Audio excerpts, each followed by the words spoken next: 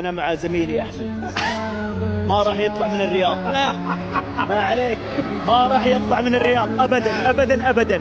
مين أولك حيفوز بالكأس ويحكى معه على البيت؟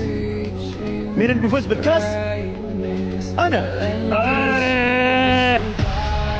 يعني مين اللي بيتوقعونه قوي لكن بيكون الاخير؟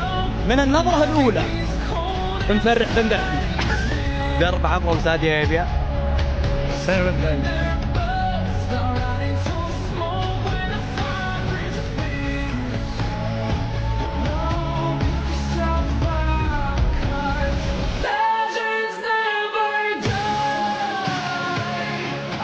جاي هنا اكسر ارقام وجاي هنا احقق البطوله باذن الله.